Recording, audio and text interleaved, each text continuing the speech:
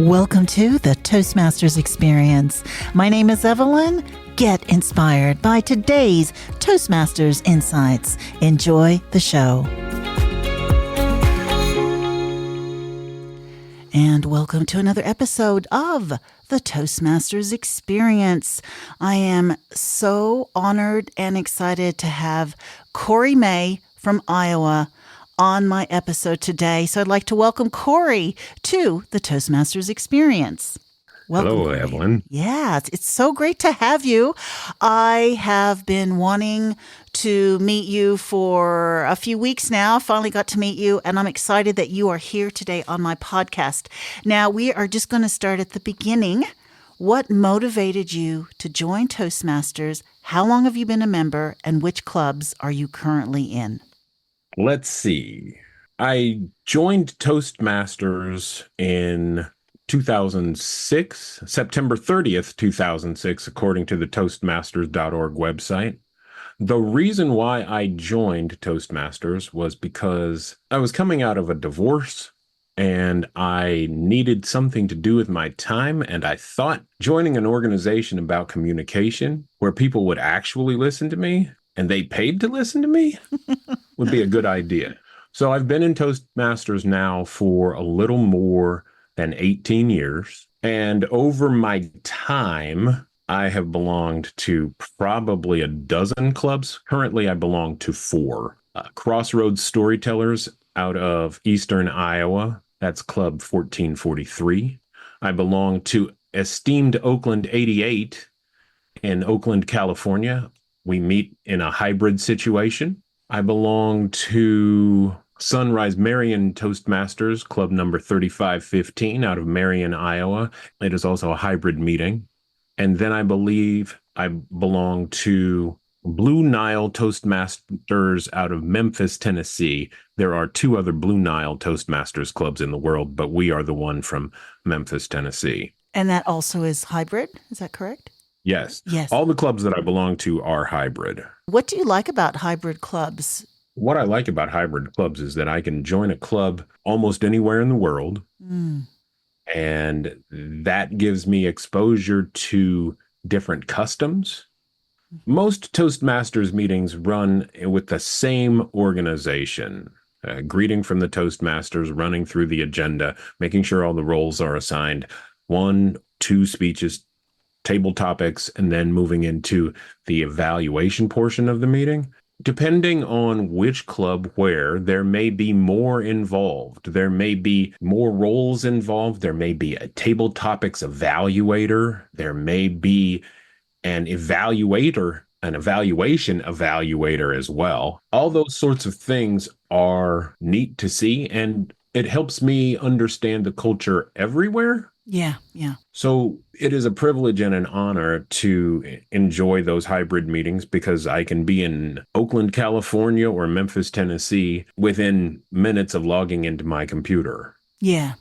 One of the great things about the pandemic was all of these hybrid clubs opened up around the world. Well, actually, they weren't even hybrid; they were Zoom clubs because we couldn't really meet in person at all. Right. So it was a great opportunity for Toastmasters. I think they really shifted quite quickly into trying to figure out what to do with this public speaking group during the pandemic. So having all these Zoom clubs has been absolutely gold. From presenting on Zoom versus presenting in person, what have you found the challenges to be?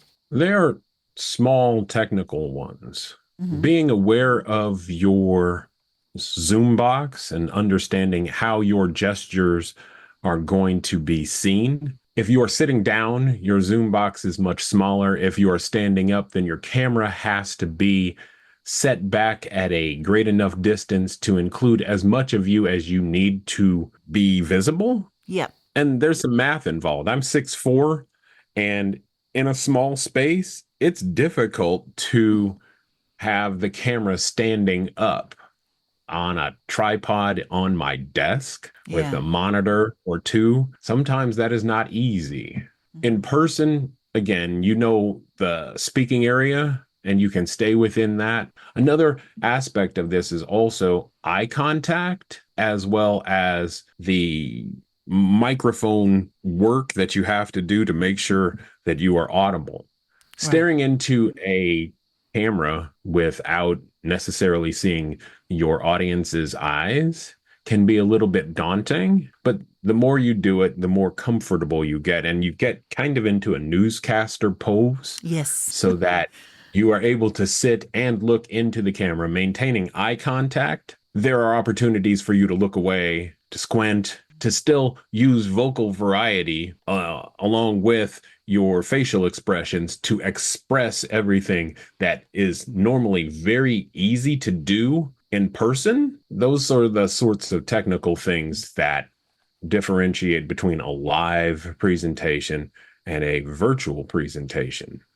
Again, technology is always moving forward, and there are multiple platforms upon which people can choose to speak, and becoming acclimated and comfortable with them is our challenge as presenters. Yeah, If you, definitely. if you add in also sharing a slide deck and advancing that in time and sequence, yeesh, I there's a know. lot of moving parts that will make or break your presentation. Yeah, there's a definite skill involved in coordinating all that. I mean, even doing it live as well is difficult, but I think on Zoom there's another sort of different skill that you need for that as well. Now, I know that you are a DTM, so that means you've done lots of different leadership roles through being in Toastmasters. Can you just share some of the leadership roles that you've done in Toastmasters? Wow. Let's think again.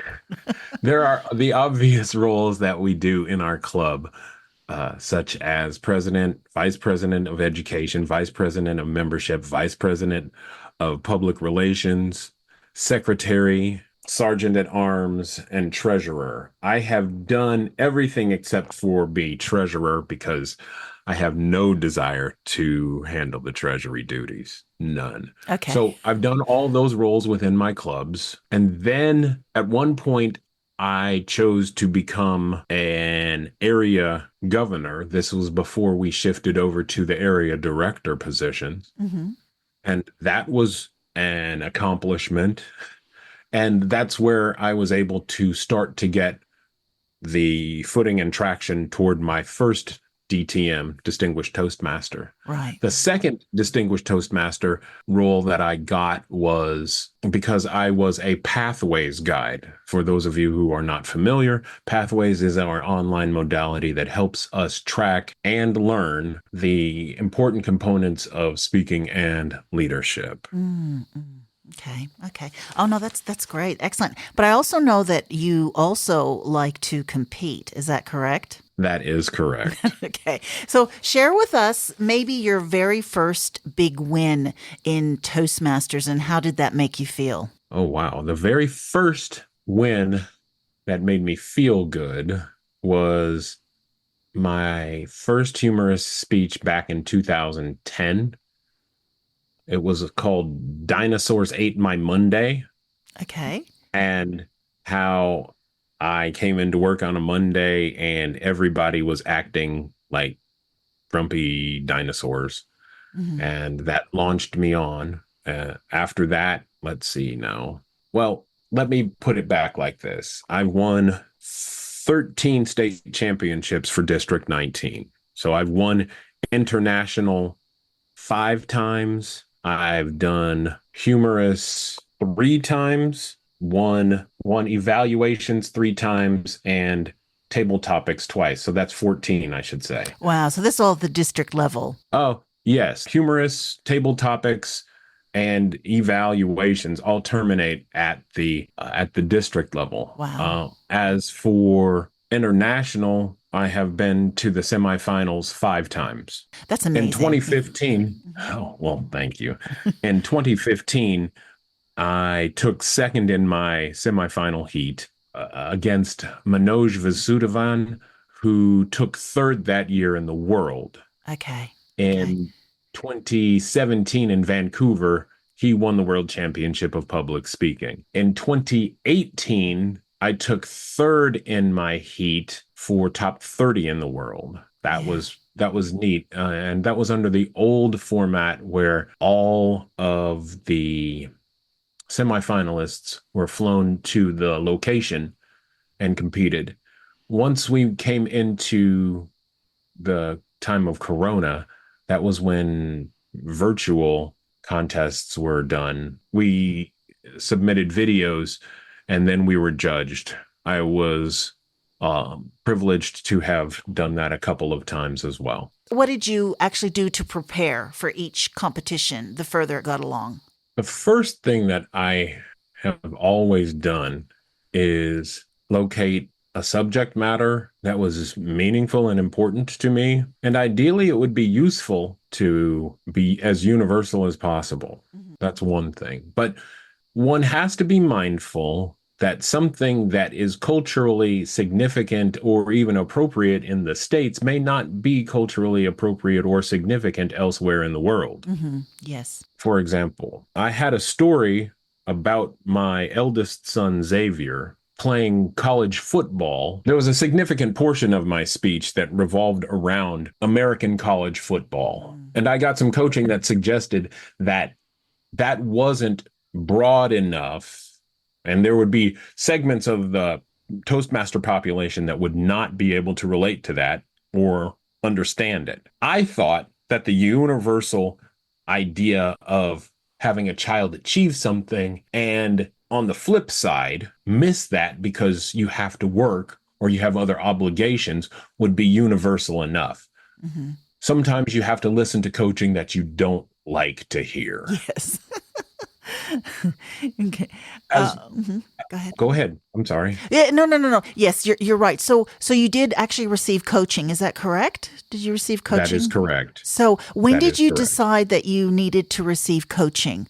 Was it because I've spoken to a few world champions, or I mean, not world champions, but who've been on the stage, and they said that once they finished district, they didn't get coaching at district, but as soon as they got the one district, they said, oh God, I've got to find a coach. Is that when you decided to get a coach? I was actually at the World Championship of Public Speaking in Palm Desert in 2010. And while I was there listening to other speeches, I recognized that my speech was nowhere near the level of those other speeches. Right. That didn't mean that I didn't have the talent. It meant that I didn't have the knowledge and the practical application of that knowledge in order to advance my story, my speech to the next level. And since then, I have been around coaches and sought out coaches with the specific intent of creating a masterpiece, if you will. I think every Toastmaster who is competing on that level is competing to create a masterpiece, something that is memorable with a takeaway that touches people's hearts and moves them into action. So is that why you compete? You've got this message that you want to share with the world? Well, that's part of it, but I like competing. I'm a competitive person. Let me make it clear. I tend to compete almost annually just because it is something that I would love to accomplish, is to win the World Championship of Public Speaking. So why did you join Stage Time University? Well, I saw Darren LaCroix in the lobby at the hotel in Palm Desert, California. It was 2010. And he had a bundle for sale of things that would help me advance as a speaker. So I bought that bundle, and I have been a devoted member of Stage Time University since then. That's been 14 years ago? Wow. You must be one of the first sort of students. Is that correct? Well, I've been around for a while. We can say that. Yeah. I think that's a fair thing to say. Yeah. I've been around Stage Time University for a while. Yes, you are a staple. So I do want to ask about this 77-day live video challenge, what it is, and also how long have you been doing this challenge? Thank you for asking that question. Because I was in Stage Time University, Darren had thrown out a challenge 6, 7 years ago to do this 90-day public speaking challenge, which meant that you got on Facebook Live and talked. And if you did it for 90 days, you would be able to track and see your own personal progress. I really wanted to do this, but I didn't have anything to say.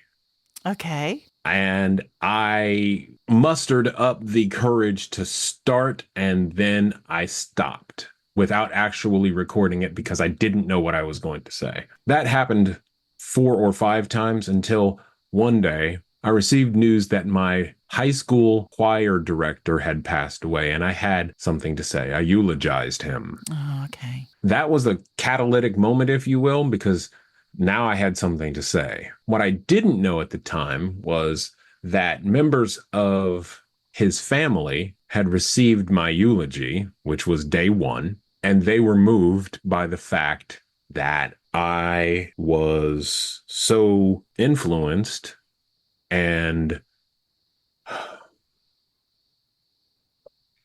I'm a little emotional because even though that's 6.5 or so years ago, he made a great indelible impression on me and a number of my peers as well.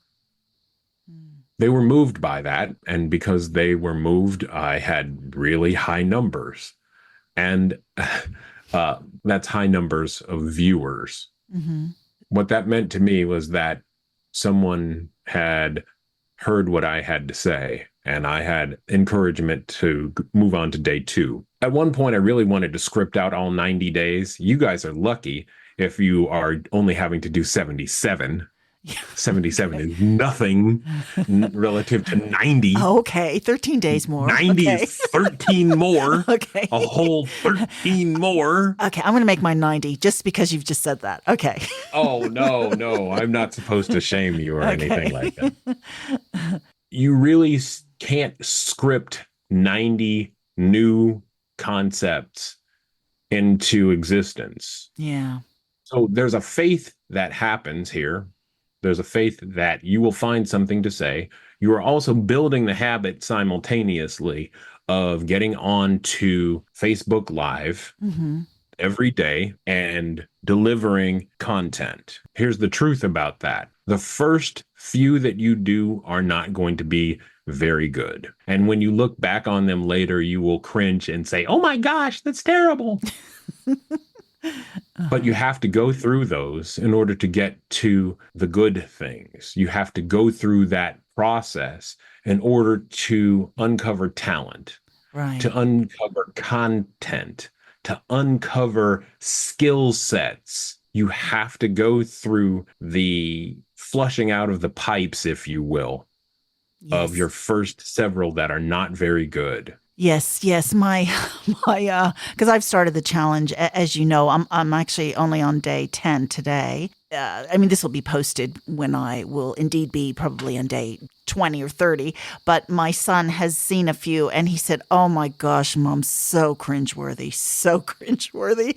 So I'm just trying not to let his sort of cringeworthiness and not affect me and just keep going, because I can see the light at the end of the tunnel, that I will get these golden nuggets, will be shining on me. Maybe day 30. Is that correct? Or when did you find that, like, wow, I'm actually an okay speaker, or I've really found my message? When did you find that during this challenge? On what day? That's a difficult question to answer for a couple of reasons. First of all, I am going on day 2008 tonight. Insane. That's the one that is numbered 2008. I actually did the math, and I'm somewhere north of 2030, but my math is always off. So let's think about that. Over 2008 plus episodes, you can find content. Not only do you do that, but you also find a rhythm. Okay. And it asks you, the challenge demands of you that you are finding things about which to speak, content, topics, thoughts. I walk around every day with a little black book filled with ideas. Some of them will never see the light of day, but others are the ground upon which I make my nightly microcast. That's what I call it, microcast. And it's called Thoughts Too Big for My Head. Because if thoughts are too big for my head, I have to share them with somebody. Yeah, that totally makes sense. I like that. Yeah. The other joy of it is that by simply doing enough volume and thinking about it, you will get better because of repetitions. Yep. You will get better simply because you have trained your brain to seek out information and deliver it. I am not online as a partisan, except a partisan for human beings and humanity. Anytime there is suffering, I would like to be able to comment on it. There are places that I will not tread because the suffering is so intense and politically fraught that I know I should not tread there. That's one of my hard and fast rules. That there's one or two topics that I do not want to dig into. Yeah. Other than that, I am more than willing to engage and talk about the things that happen in my life, the observations, things that I have learned, things that have baffled me, things that have been revealed unto me. Is there a time limit that you are strict about, or do you make sure you record it at the same time every day, or are there any rules that you have for yourself for this? I like to do them at night, usually between 9 p.m. Central Standard Time here in the States and 10 o'clock. But sometimes I've had to find my muse at 11:50 to make sure that my microcast is done before midnight of that same day. Can I just ask you this question? So have you actually done a video recording every day for the last 5 and a bit years? Have you missed a day? Oh, you have. Oh, you have. You've never missed a day. Wow. No, I have never missed a day. Wow. And I think that's what inspired me. If he can do it for 2,000 plus days, I can surely do it for 77 or 90 days, you know? So I think you do inspire people when they hear this story. Did you, when you started this challenge, did you start with other people, like so that they could push you? Or did you say, oh, I know that there's this challenge, I'll just start whatever day I feel comfortable? I saw Mark Brown do it. I saw several other Stage Time University members do it as well. And then I said, I can do it. And I am a Taurus by birth sign. So assign to that whatever you want. But for me as an individual, I am often a lone wolf, if you will. Okay. And if I'm going to do it, let's do it. There are people with whom I have close friendships and they encourage me, but whenever I really want to make a change, I often just start it by myself and see what happens. And then people want to come along for the ride, if you will. So what are the benefits, you think, of having all of these videos? So you've got over 2,000. And what are you going to do with them? The benefit of this is, one, I get to see my own growth from day 1 to day 2,000. That's more than actually 200 hours of video. That's nuts to me. But the cool thing is that my children, when I'm gone, if they're missing me, they will be able to find me and see me as I'm aging.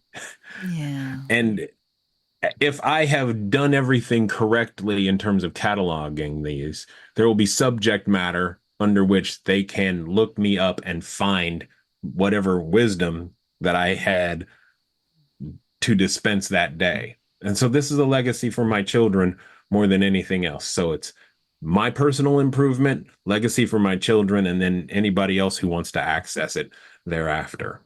Yeah, I love that. I know that you're also into the Moth stage. Can you share with me a little bit about Moth and how you decided that you wanted to be a part of this. So first of all, just parenthetically, the Moth is not like a TED Talk.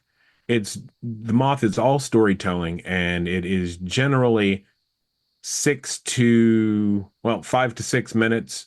So there's a story slams in selected cities throughout the world. Okay. And a Okay. story slam is where you submit your name and they put it into a bag. There are 10 slots. If you are selected, you tell a story in front of a live audience. You have up to 6 minutes to do that. If you win, you advance to a Moth Grand Slam. And the Moth Grand Slam is limited to that same city, but 10 of those Story Slam winners, just like yourself, Hmm. or 9 of those Story Slam winners, just like yourself, are in that Grand Slam. And those are just the winners of those Story Slams. When all 10 of you are selected by your winning, then they will post the Grand Slam date and give you a story theme, broad overarching theme. Hmm. And then you have however many weeks to put together your story that's applicable to the theme. Hmm. Yeah. And you have 6 minutes to deliver that. And if you win that, you get a certificate that says you are a Moth Grand Slam winner. And Now, there is one mhm. more aspect to the Moth as well, and that is a curated story on a Moth main stage. Now, Moth main stages show up sporadically or throughout the world. They come to some sites once every 5 years. In major cities, they might be once every year, year and a half. And there are usually 5 tellers in that show. They are selected. All of these are curated, which means you are coached and you have up to 12 minutes Wow. on a particular theme where you are delivering this story Hmm. to a live audience, and there are absolutely no notes. Again, at the Hmm. Story Slam, there are no notes. At the Grand Slam, there are no notes. And at the main stage, there are no notes. This is all internalized, and you're sharing a story. Now, another aspect of this is that there is a fixed microphone on the floor. And you can't move. We, Is that correct? That's what you I've been told. cannot move. Mm. You are standing and delivering. So there's no real room for a lot of gestures. There's no segmenting of the stage. It is all you creating a word picture and a mind movie to deliver to your audience. Wow. You would definitely need to have sort of a strong voice, wouldn't you? Or just a voice that you'd able to change maybe accents, or I could see someone who was able to maybe even speak a few languages. You know what I mean? You could pull that in to just to create the depth of a story. Have you seen that? Or the winners that have gone through, what have they spoken about? And what was different about them that would have made them win? There are a couple of things that we need to make clear. Storytelling for Toastmasters is a different thing than storytelling for the Moth. Just like storytelling or presenting for a TEDx or a TED Talk is Mm, different from Toastmasters and the Moth as well. So all of these things, they are related, they are adjacent, but you are accentuating different skills within each of those modalities. yeah. If you are bringing accents in, such as foreign languages, you had better make sure that your audience can follow what is being said. Yeah, for Because sure. Yeah. if your audience wonders, Wonders, then their mind wanders, Wanders. So you have to be clear, 100% clear, and strike the balance between detail and too much minutia, between accents and vocabulary that Mm, may seem common to you, maybe jargon, or colloquialisms Mhm. that may be familiar to you, but if they distract your whole main audience Yeah. for a second or 2 seconds, even up to 5 seconds, then they have to catch up. Mm. And in that 5 seconds, they may have lost key details, and the story may or may not make full sense. I love that you just said that. If an audience member wonders, their mind wanders, because that is so true even for any speech that is delivered. I love that you've just explained it that way. That definitely applies to a lot of Toastmasters speeches, because my mind does wonder and wander when I don't know what the message is. From listening to your story, I feel that Toastmasters has really been this amazing stepping stone to, competitions, joining Stage Time University, becoming part of the storytellers and the Moth platform. Would that be a fair thing to say? Oh, yes. I think storytelling as well as Toastmasters has helped round me out as an individual. I Mm. also have to tell you, to be perfectly honest, I have been an improvisational comedian for going on now 9 years. Wow. So Okay. I used to do it with a lot more regularity, but now I find that I get to do improvisational comedy about 4 times a year. That's when the schedule permits me to be there and go on with my group in here in Iowa. So, what do you think Toastmasters has brought to you and maybe has surprised you? Toastmasters have brought me into the orbits of some phenomenal people, and it has also allowed me the opportunity to learn leadership skills at my own pace to achieve things that I had never thought I could do. When I think about the leadership aspects of organizing even big events, let alone small events, I've organized contests before. Those were all cool, but organizing larger events like a piano concert with Negro spirituals during Black History Month here in the States and making it a traveling event, that was amazing. That was amazing. Good turnout, but I wasn't going to be able to accomplish that without the leadership skills that I learned from Toastmasters. Absolutely. I think it spills out into your personal life, your professional life. These are skills that just cannot be, I don't know, you just have to experience them, and you experience all this in Toastmasters, and you are allowed to do this in a nurturing environment. Yeah, it just helps you succeed.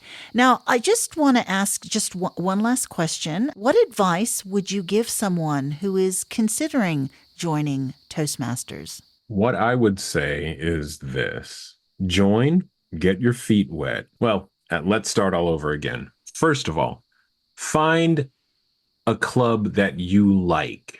Shop around.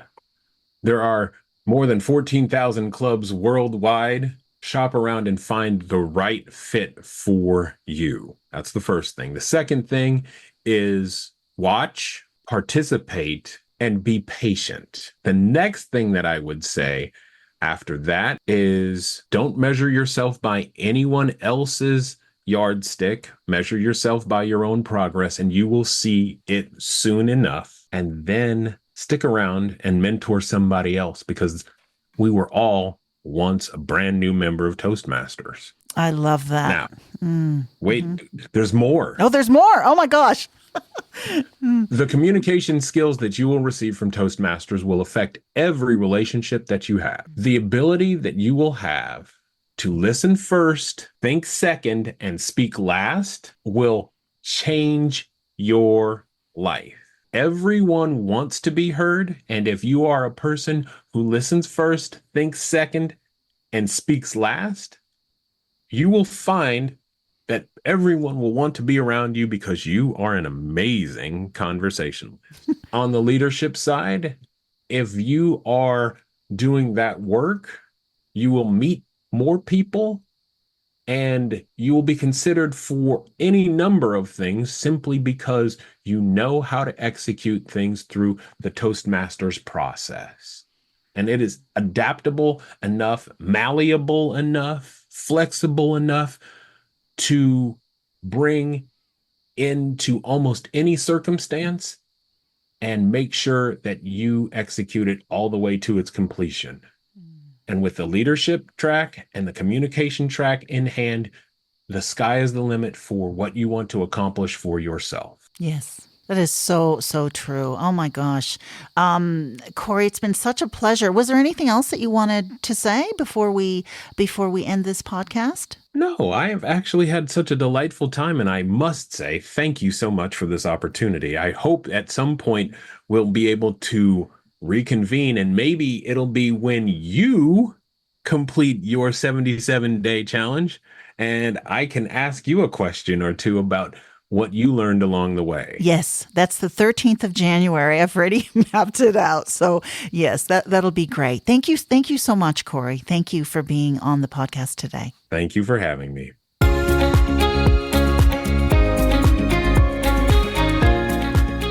Thank you so much for your company. Please tune in next time to the Toastmasters Experience.